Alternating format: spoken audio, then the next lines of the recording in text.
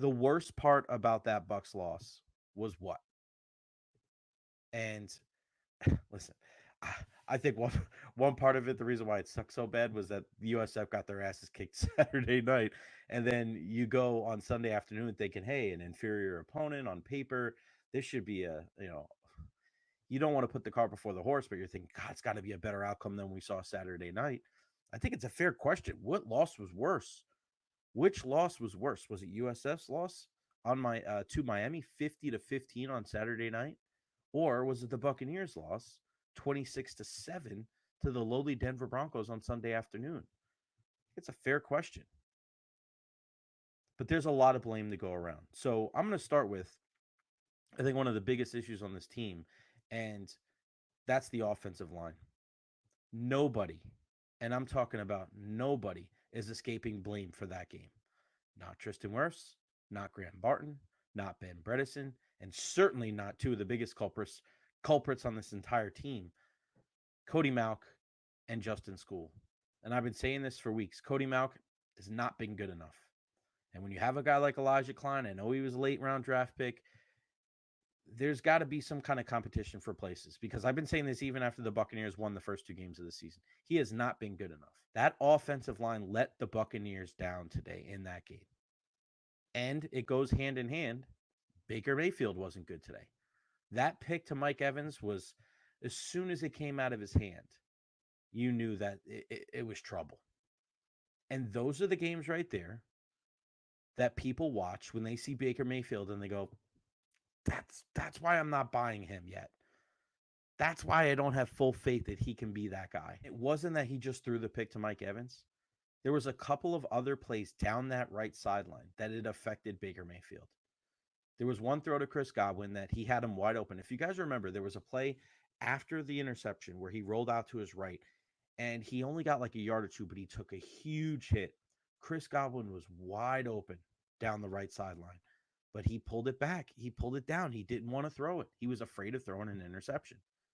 Then there was another throw later on in the game where Mike Evans was wide open. He eventually made the throw, and Mike Evans caught it for a first down. But Mike was open for a good 2 to 3 seconds before that, where if he throws that ball earlier, maybe Mike can make the catch, turn, and run. And now we're talking about, a totally different drive. Next up, the running back position. Do we have to start having this conversation?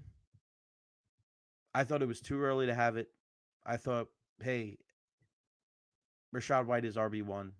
There's a lot that he does that goes under the radar, and he's a great pass catcher. He's a pretty durable guy.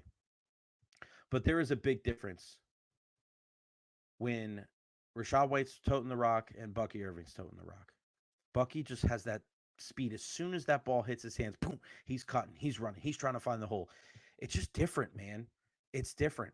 Rachaad doesn't do a great job of finding holes. Rachaad doesn't do a great job of breaking tackles. Is it 50-50 split? I'm cool with that. And you starting this, you got to get Bucky on the field.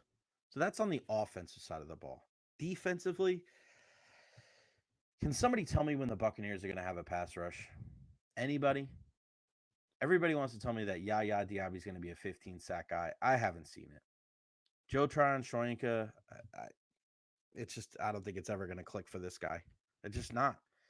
A non-factor. The closest anybody really came to a sack today was Chris Braswell. Of course you miss Kalijah Kancey. Of course you miss Vita Vea. Anthony Nelson, he got exposed today. All rough showing from number 98. That fourth down where he was able to get to the edge and then he kind of caught the stanky leg there. McLaughlin runs it in for the touchdown. That was kind of a microcosm of the game. Jaleel McLaughlin had 5 carries today for 7 yards and a touchdown.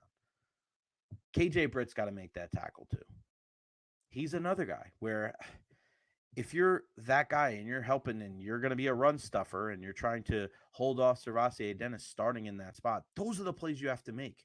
I haven't seen KJ Britt be a playmaker at all in any of these 3 games. How often do you hear his name? How often do you see him flying all the way around the field? I didn't see it. You see Levante David making plays. Just not seeing it with KJ Britt.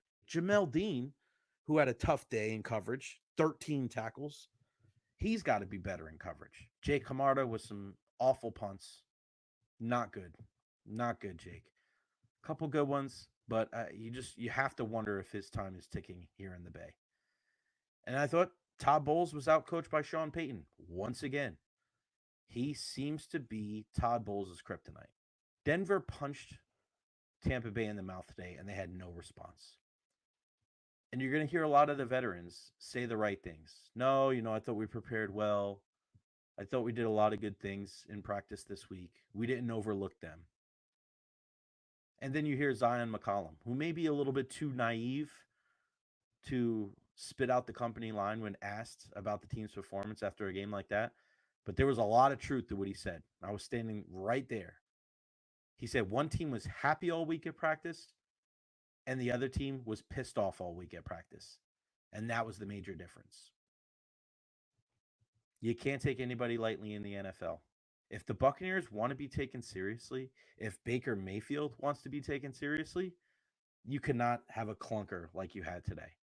Losses are going to happen, but when you lose like you did today at home to a clearly inferior opponent, a rookie quarterback, that is not good enough at all. And the questions arise once again. Are the Bucs the real deal? Can we take the Bucs seriously? All those good vibes that the Buccaneers built up in Detroit against the Lions, gone in one day against the Denver Broncos. Does this mean that they're not a playoff team? No, I still think they're going to win the division. Does this mean their season is over? Clearly not. But you have to build consistency. You have to play to the best of your ability, regardless of the opponent, regardless of where you're playing them at what time and what part of the season. And that's something, unfortunately, the Buccaneers learned the hard way today.